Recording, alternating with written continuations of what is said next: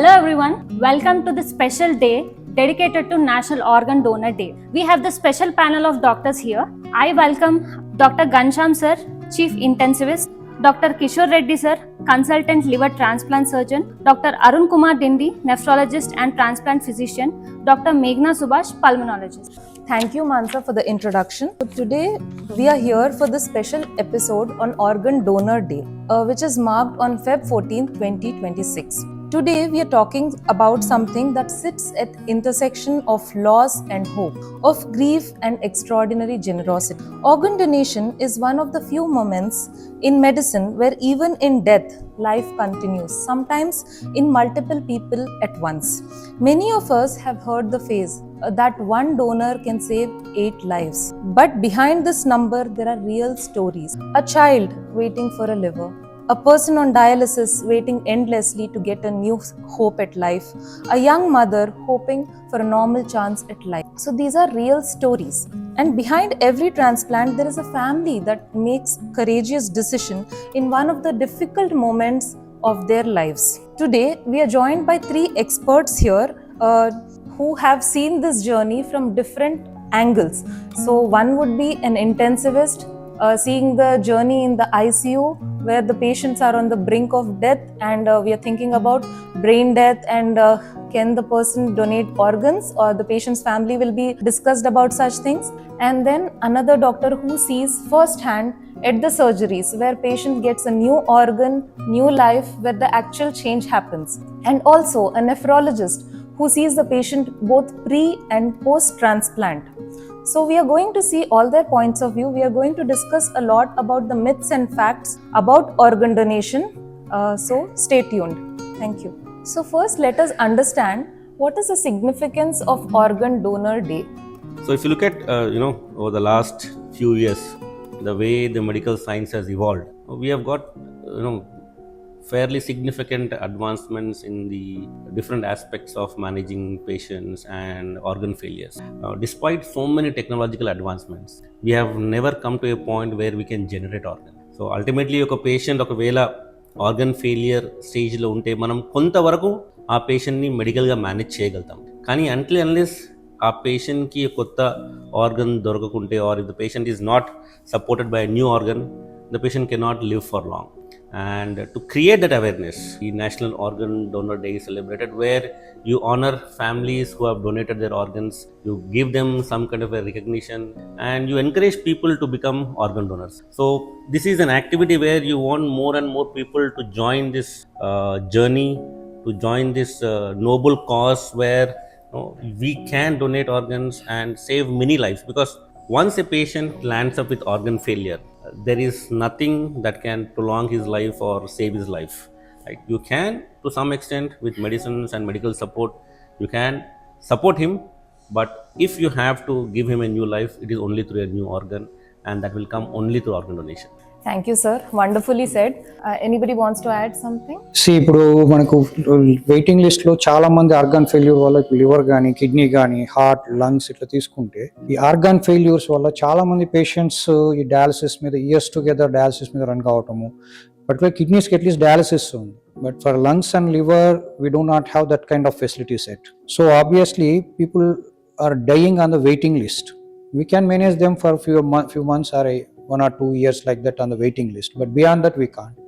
Unfortunately, in India, compared to other Western countries, where if you see small countries like Spain, Portugal, their organ donation is very good. There they have almost 35 to 40 donations per million population, and for in India it is only 0.4, so almost 100 times below than compared to such small countries.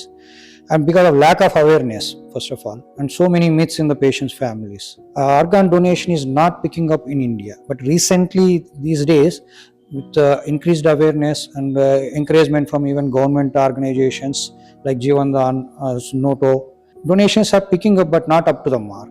So as you said earlier, one organ donor can save 8 lives. See, after death we lose our body, but it's no use. If we go for donation, at least we can give life for some. One donor can save 8, means we can go with the heart, lungs, liver, kidneys, pancreas, intestines. Most of the body tissues can be utilized. and we can give life to someone. So this organ donor day is organized by these government organizations to increase the awareness, so that what we can give to the people, so that increase the number of donations and saving the lives. So yes, very nicely summarized. So I think with this podcast also we aim to encourage more and more people to become aware about organ donation and to come forward when the need arises. So let us understand now what is liver failure. See, liver is one of the largest organs బాడీలో ఉన్న అవయవాల్లో అది ఒక పెద్ద factory లాంటిది. It performs more than 100-200 functions in the body. మనకు ఎప్పుడైతే ఈ liver అనేది పని చేసే తీరు అన్నది మన బాడీలో అవసరాలకు తగినంతగా లేకపోతే దాని మేనిఫెస్టేషన్, దాని ఎఫెక్ట్స్ అన్నవి ఇతర అవయవాల మీద కూడా పడ్డము, ఈ కిడ్నీస్ అఫెక్ట్ కావడము, బ్రెయిన్ అఫెక్ట్ కావడము, నెక్స్ట్ పేషెంట్స్ క్లాటింగ్ అనే బ్లడ్ క్లాటింగ్ అన్నది సరిగా ఉండకపోవడము, వామిటింగ్స్ లో బ్లడ్ పడడము, ఇట్లా అంటే ఈ ఒక స్టేజ్ ఆఫ్ డీకంపెన్సేషన్ అంటాం. ఈ స్టేజ్ ఆఫ్ డీకంపెన్సేషన్ కి వెళ్ళినప్పుడు obviously we need to do a transplant. Transplant అనేది డిలే అయ్యే కొద్దీ మల్టీ ఆర్గాన్ సిస్టమ్ ఫెయిల్యూర్ లోకి వెళ్ళిపోవటం, and we may lose the patient. And also, sir, Dr. Arun, I want to ask you, so what is renal failure? How is the life of the patient when they end up on dialysis, and what can they expect from that point of time? Yeah, so basically to label somebody as renal failure, so మనం test చేస్తున్నప్పుడు serum creatinine, eGFR ఇలాంటి కొన్ని biochemical parameter test చేస్తాం. So ఎవరికైతే eGFR అన్నది filtration capacity 15% కన్నా తక్కువ ఉన్నప్పుడు బై టెక్స్ట్ బుక్ మనము CKD stage 5 or renal failure stage అని పిలుస్తుంటాం అనమాట. సో అన్ఫార్చునేట్లీ ఎవరికైనా సికేడి స్టేజ్ 5 లో ఉన్నప్పుడు there are left with either 2 options. ఒకటి either do a dialysis as a life saving support or go for a transplant.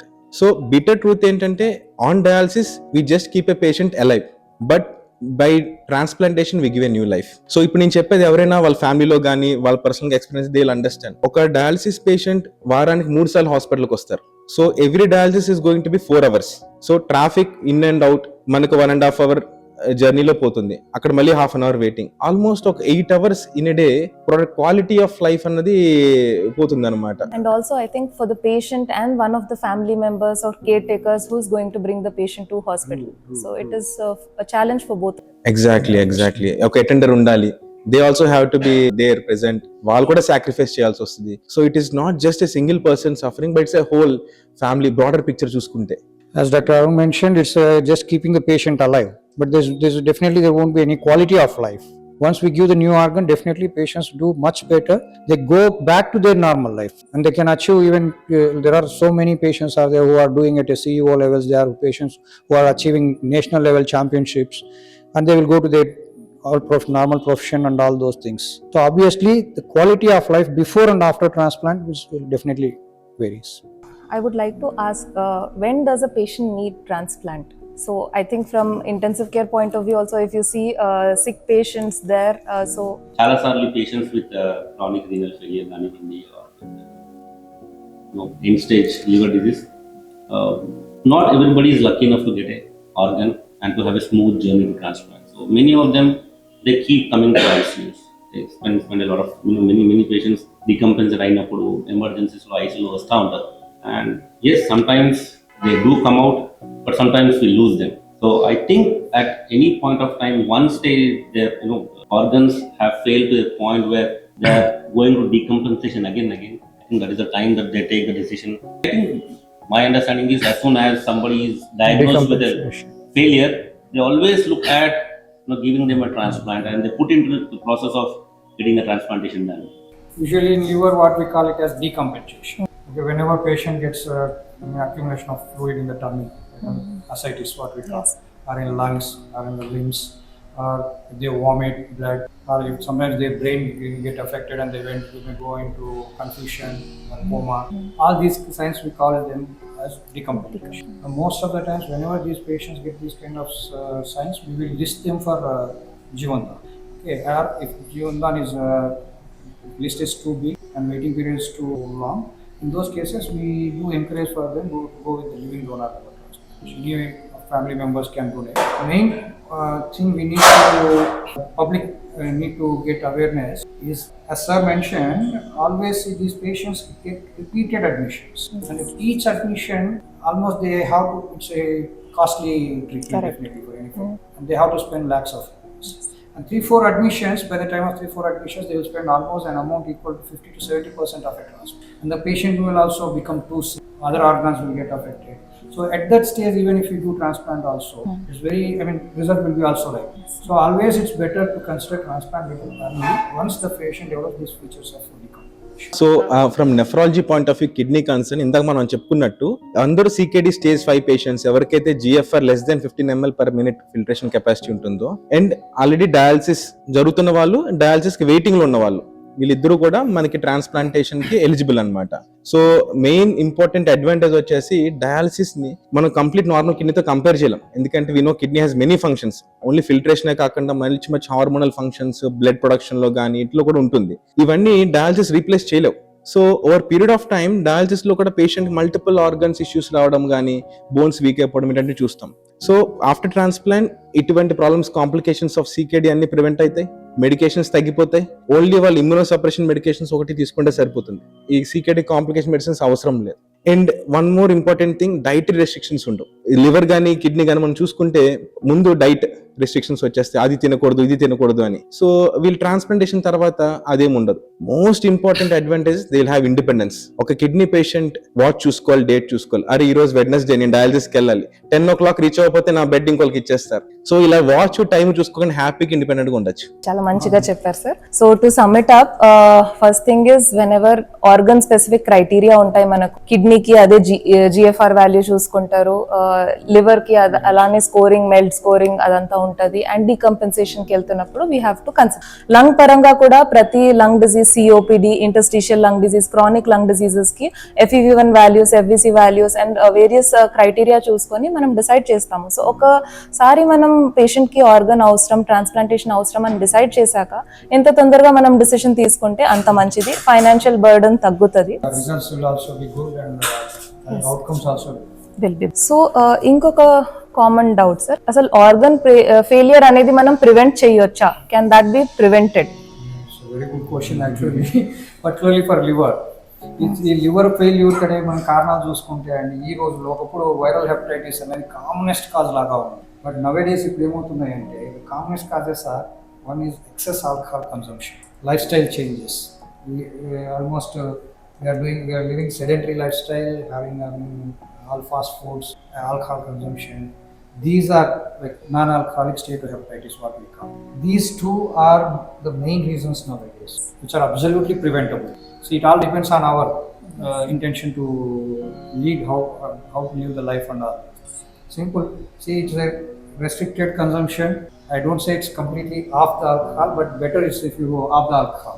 But at least restricted consumption, active life style అంటే రెగ్యులర్గా exercise చేసుకుంటూ, అవి next మనం తినే food మీద ఫోకస్డ్గా ఉండి కొంచెం హెల్తీ డైట్ తీసుకుంటూ ఉంటే చాలా వరకు లివర్, ఈ రోజుల్లో ఉన్న లివర్ ఫెయిల్యూర్స్ అనేది 50% వరకు కూడా తగ్గించవచ్చు. ఇంకొకటి, ఇప్పుడు hepatitis B vaccination, it's universal vaccination ప్రోగ్రామ్స్లో ఉంది కాబట్టి ఈ హెపటైటిస్ B వల్ల వచ్చే సిరోసిస్ కూడా ప్రివెంటబుల్ అవుతుంది. ఇంకా HCV is a treatable condition already. So lot of these cause all preventable, but it's unfortunately people are not aware of these things and they are neglecting their lifestyle and they are consuming too much alcohol. So time people, by the time they realize that they have gone to that stage, it may be too late. It may be too late. Exactly. Develop not new things. Since many ages, పెద్దవాళ్ళందరూ they advise one simple thing: eat healthy, live healthy, sleep on time. Do your things in moderation. That was the mantra that our elders gave us since many ages. Yes. Anything specific for kidney failure, sir? Any way that patient can prevent, or are all of them preventable? Or no. Like there is a famous proverb kadani, prevention is better than cure ani. So it holds to any other organ, even kidney also. Most common causes first చూసుకుంటే మనకు automatic answer తెలిసిపోతుంది. So most common cause throughout globally it's diabetes. Okay, second hypertension కానీ, over the counter painkillers కానివ్వండి. Then comes genetical kidney infections, stones, chronic glomerulonephritis. This come 4, 5, 6 position లో. But still date ఒక diabetic patients కానీ, ఒక hyper tension patient కానీ, వాళ్ళకి disease బాడీలోకి వచ్చినప్పటికీ అండ్ దాని ట్రీట్మెంట్ కి there is lot of delay. Okay, so ఒక పేషెంట్ నిజంగా ఇప్పుడు ఒక 35 years 40 years కి హైపర్ టెన్షన్ డయాగ్నోస్ అయింది అనుకోండి, మీరు మెడిసిన్ రాసినా he will not start taking it. The excuse is sir ఒక్కసారి స్టార్ట్ చేస్తే లైఫ్ లాంగ్ వాడాలి. Okay, so this has become really tough. అంటే డయాగ్నోస్ లేట్ అయిపోతుంది. డయాగ్నోస్ లేట్ అయిన తర్వాత కూడా పేషెంట్ ని ఒప్పించి to tell them Baba BP control ఉండడం బెటర్. చాలా సార్లు అనుకుంటుంటారు మనం లైఫ్ స్టైల్ మార్చుకుంటాము, సాల్ట్ తగ్గిస్తాము, ఆ తర్వాత చూద్దాం. అలా నెలలు కానీ సమ్ టైమ్స్ ఇయర్స్ కూడా పాస్ అయిపోతాయి. And by that time we are living in an era where food is very very easily available. Things are very easily available, right? You open your mobile, you just click on a button, everything comes to you, right? That has made us more lazy, and easy access unnam valla these things have become very very common. So yes, can it be prevented? Can be. Yes, definitely. Sir, I just tell you an example. Just a hour back, there is a lady who came to OPD. So అప్పటికి ఇంకా blood reports రాలేదు. So BP was 165/100. So అమ్మ BP ఎక్కువ ఉంది అంటే, sir hospital వలన stress వల్ల పెరిగింది సార్ అని. నేను ఒకటి అడిగాను, స్ట్రెస్ ఏ రోజు లేదు మీకు చెప్పండి అని. ఈ రోజు ఒక స్ట్రెస్ ఉంటుంది, రేపేమో కొడుకు మీద స్ట్రెస్ ఉంటుంది, ఎల్లుడేమో మనోడి మీద స్ట్రెస్ ఉంటుంది, some sort of stress. So they didn't realise like kidney కోసం ఏమైనా మెడిసిన్ చెప్పండి వాడేస్తాము. కానీ creatine was 4.5. So they don't realise it's their BP and hypertension వల్ల ఇవన్నీ అవుతున్నాయని చెప్పి రియలైజ్ అవ్వలేకపోతున్నారు. Is are simple things to control. So yes, మనం ఆర్గన్ ఫెయిలియర్ అనేది కొన్ని సిచ్యువేషన్స్ లో ప్రివెంట్ చేయొచ్చు, but sometimes it may be too late or there are some conditions which are not preventable. So అలాంటి situation లో organ donation necessity రావచ్చు. But we always promote healthy life style. Prevention is always better than cure. So next మనం కొంచెం transplant basics గురించి మాట్లాడుకుందాము. So two types of transplant donors ఉంటాయి మనకు, live donors and from the diseased. So to talk about the latter first, I would like to ask our intensivist, Dr. Ganshyam sir. So, what is brain death? So brain dead, ee padam chaala sar people would be coming across this term, maybe social media gaanivandi, papers lo gaanivandi, or many times movies lo or certain situations lo. So basically brain death, when we say brain death, right, we mean that the brain has suffered irreversible damage.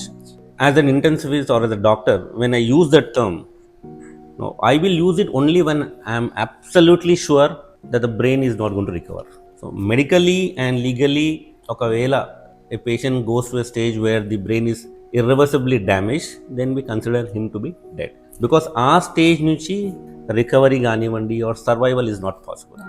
So it is a condition where your brain has stopped functioning, and brain being the main controller of all the other organ functions, right? If your brain has suffered that kind of a damage, now this is different from coma. Coma, there is still some brain activity there, but in brain death there is absolutely no brain activity. Your brain is dead. So just elaborating a little further, do we have any criteria, and how do you break the news to the family? Suppose you feel inside the ICU that this person might be brain dead, he has got some irreversible damage, and there are two things. One is medically we need to confirm it. Second is we have to break the news to the family to get their approval. So brain death, and India lo we follow what is called as a brain stem death, right? So specifically brain stem ki related konni functions untai, konni tests untai. So until unless you do that test and you confirm based on those tests that your brain stem is not functional, you generally don't declare or you don't commit saying that the patient is brain dead. So yes, brain death or brain dead ani cheppe mundu, we have to do a series of tests, and it's not just by one doctor. There is a whole set of doctors. So we have to be absolutely sure that manam patient wala family poi, when we are counseling to the patient's family, or when we are committing to the fact, or when we are going to say that the patient is brain dead, you have to do a series of tests, and these series of tests are not done just once. We repeat them, and we do it twice, the whole set of tests where we check for various brainstem functions. Biggest challenge ఎక్కడ వస్తుందంటే, మనకు ట్రెడిషనల్గా are మన concept of death, మనం ఎప్పుడు కూడా మాట్లాడుకుంటే death గురించి మనం మాట్లాడినప్పుడు we speak in terms of death when the heart stops, right? That is what people understand, that is what people relate to. So when we say that a patient is brain dead, medically and legally he is not alive, and when the patient's family go inside the ICU, they see that the heart is breathing or the ventilator is giving them the breath and there is some kind of chest movements, it's very very difficult for people to accept, because it's understandable, right? There are some people who are aware of this term, there are some who go search this term, but there are some families who, for them to understand that a patient can still be dead despite his heart beating is something very, very difficult. So we spend time, we keep talking to them, and many a times in such situations we encourage them to take second opinions, right? Because some patients' families may be doctors and they may be coming to you, you are a stranger to them. So we encourage them to take a second opinion or third opinion, and we keep talking to them. We spend a lot of time and explaining our concept and why do we say that. So it takes definitely a lot of effort to make them understand what we mean. Obviously, in day-to-day practice, being a doctor or intensivist, for them declaring brain dead is a professional issue. But for the family, for that family in particular, they have to accept that this person won't be there in the future. They have to lose that. Sometimes, no. It's emotional One of bond. the commonest causes is traumatic brain injuries, which typically happens in young individuals, right? Particularly young And for a young patient, suddenly to be in that situation where you still see his heart beating, and then you go and tell them, no, his brain is dead. So technically, he's not going to live or he's not alive. He's It's a definitely challenging and tough job for the intensivist to more so I think because movies లో మనకు బయట ఎట్లా represent చేస్తారంటే కోమాలో ఉన్న patient complete గా normal గా వచ్చేస్తారు. And sometimes rare cases also I think we have seen Michael Schumacher case very recently, but those are different situations. So we should understand that there is a criteria for brain death. Not every person in ICU in coma or ventilator is the same. There are certain criteria. అది neurologist, intensivist, a team of doctors will go through that criteria and decide whether that patient can come back to normal functioning, whether their brain can come back or not. Only after that can we suggest organ donation. So now let us discuss some common misconception which we may have about organ donation. So if I register as a donor, or if family members are willing for the person who is sick in ICU to donate the person's organ, will the doctors stop seeing the patient properly? Will there be any difference in the care? I know this is, from my point of view, this is not true, but let us hear it out from our seniors here. first, most of the doctors don't know whether somebody is listed or you have kind of listed for organ donation or not. Right? So when the patient comes to us, none of us are aware, majority of the situations. And the first priority is always to save the life. This is always the dictum of medical profession. That is what we try to do. We try our best to save the life of the patient and try to preserve or kind of preserve or save the brain function, right? But there will come a point where we know that the brain function has suffered irreversibly, right? Now that's when we try to preserve the organs. Will my decision or the way I would treat a patient change? Absolutely not, right? Whether the family and the question or the discussion of organ donation doesn't arise in the first few days when the patient is sick. Yes. Organ donation, it is a very, very late discussion. Only when you are absolutely sure about the irreversible severity of the brain death, only after you have declared brain death, only after you have informed Jivandan, and we generally allow somebody from the Jivandan or the transplant coordinators who are these people who are earmarked to do this, let them talk about organ donation. The doctors are not usually involved. Our decision or our way of looking at patient doesn't change. Actually, as doctors, our first priority is to save life. So the person at hand who is suffering, who is sick on ventilator in ICU, we try to save that person with our best capacity. Only when we think that certain times it is irreversible, that is when this situation arises. So we will not change our plan of management or plan of treatment, even if the patient wants to donate their organs, patient or their family. Next, is there some age group, or can older patients also donate organs? Organs అవయవాలు అనేవి పనిచేస్తూ ఉన్నాయి అన్నప్పుడు and acceptable criteria limits లో ఉన్నాయి అంటే కనుక ఏ age అయినా కానీ తీసుకో. We will take usually from even kids also and elderly people also. We have done we have accepted organ from 90 years old patient and liver work well. Okay, this no like that. And అవయవాలు పనిచేస్తూ ఉన్నంత వరకు acceptable క్రైటీరియాలో ఉన్నాయి అంటే any age group we can consider. Only rich people and their families get the organs, or is it like? That's totally untrue, Andy. Organ donation, as I've said, or the way organs are distributed, or the whole process is very well regulated and is very well streamlined. And nobody can influence it. Just because you have money doesn't mean that you can bypass the list or you kind of come to the top. It is based upon government policy and based upon your patient's condition. So there are transplant registries. people have to enroll on that, and whoever is more sick gets more priority. Depending on the list only, the organs are donated.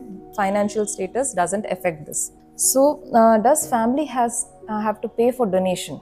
No, there are no financial transactions which are involved with families who are willing for donation. Neither giving of money or taking of money. No such financial transactions are allowed. So it has to be a purely voluntary thing. Correct. Right?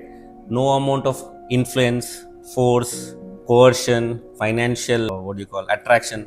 No, this is a purely voluntary decision of the family. If suppose there is a patient who is brain dead, it's entirely dependent on the patient's family's voluntary decision.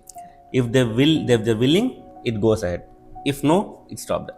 Nani malli force చేయడం కానీ వేరే వాళ్ళతో influence అలాంటి ఏం జరగదు. So, to put it up in one line, organ donation is purely a voluntary and humanitarian deed. So, there is no other sort of influence involved in this. So, I would like to ask Dr. Kishore, how rewarding is it to see liver transplant recipients? See, nowadays liver transplantation is a safe surgery.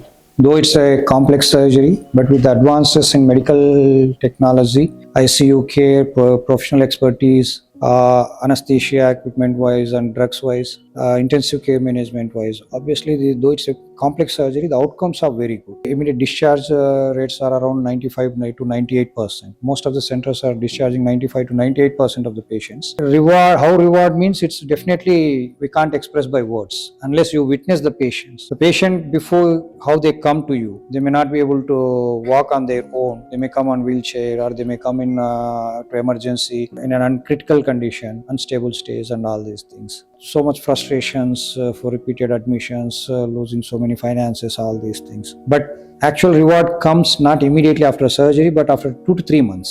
The patients transform into a totally different phase. After 2 to 3 months, they regain their energy. They build their body, gaining weight and all these things, and they will be able to do their regular activities on their own without any, and sometimes they may go to even they start their office work and all these things. It's definitely seeing such patients. Say we had one patient, almost he was in coma for 2 weeks. Nobody have hopes on him, but now he is able to walk on his own. He is so active, he is doing every thing on day-to-day life, and seeing such patients, definitely we are giving as the second life chance to live.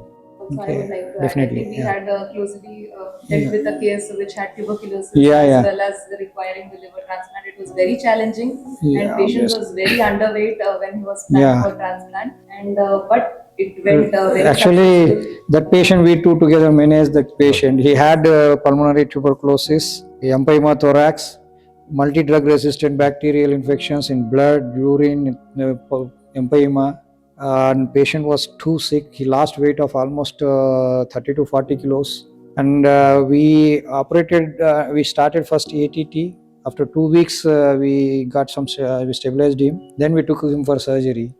Recently he came for follow-up. Almost it's 2 years, I think. Today we can't even imagine also. Correct. It is We very can't hard compare moment also to see. for And he him, has yeah. put on a lot of weight. Lot I of think weight because of now. liver cirrhosis and Yeah. tuberculosis combined, he had lost a lot of weight. Yeah. So he gained regained that weight. Yeah, he came from 48 to now is 82 kilos. For his height, it's appropriate weight, and he's doing very well now. It's very heartwarming to see such cases. Dr. Arun, you would like to add something? So, as you asked me, what is the reward? It is priceless. You just can't express, and it's unmeasurable. So, why? Because I still could recollect one of my patients who is a software engineer. He's on dialysis for last 3 years. So, every time when he walks into my OPD, he used to have some complaints. He looks exhausted. He used to come thrice a week dialysis. So, once he told me, sir, like, I missed my daughter's school function because at that day I had a dialysis to undergo. So he was totally depressed, disappointed. But the same guy, once after transplant, within 3 months is back to work. Now this person is going for international holidays. Okay, so when these stories now, like, we cannot there is no element to measure the happiness, and there's a lot of personal satisfaction, because we are just giving a new life, not to the person alone, and to the whole family. And because the story what Kishore sir was telling, like, there is involvement of liver and lung as well in the previous case. So similarly, if we see, we are not dealing with a single organ problem. Ultimately, it's an organ crosstalk. So initially kidney will be there, later on heart, lungs, everything will be involved. So if principle is the same for any organ. So yes, so organ donation, by this you are not just giving life to a single person, or you're not just giving or saving 8 lives, but 8 families. Yeah, obviously. See, before transplant, they won't have any hope, frustration, spending their time around hospitals, no personal family life, no hope at all. First of all, once we give the organ, that they transform into such a stage that they will almost normal life. And the family feel happy. They spend with their, see, suppose kids get their father, okay, mother, or whatever it may be. The family gains again happiness. That seeing, I mean, unless we see that those moments, we can't express the by words. The joy of saving life is something to be felt.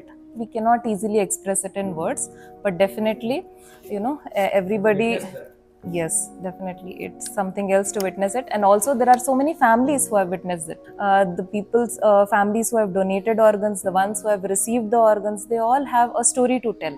So I think with this, we are coming to the end of the session. I think if somebody wants to become an organ donor, what criteria do they have to follow? Is there something? See, if someone wants to donate their organs when during critical situations, so they can register through online sites like National NOTO is there, National Organ and Tissue Transplant Organization, or through state regulated jivandan.gov.in. We can register through them on what organs you want to donate and all those things. So, as we close today's conversation, one thing becomes very clear. All organ donation is not just a medical act, it's a deeply human one. In ICU, this begins with a heartbreak, a family facing unimaginable loss, and yet, in the moment, some chose to say yes, not because it reduces their pain, but because it gives a new meaning to the life that was lived. In the operating room, the decisions become action. Teams move with urgency and precision and hope. And somewhere else, in another hospital, a phone call rings. Somebody there might be waiting for an organ. They might get a second chance at life. So, Organ Donor Day is not just about organ donation. It is not just about death. It's about continuation. It's about connection. It's about hope. It's about leaving behind a legacy. So this world on Organ Donor Day, I urge each and everybody to become aware about this, and whatever doubts, queries you have, you can post it under this video as well. We will be happy to answer. So I think even somebody in your family or some medical professional in your family are there, you can go and ask them questions.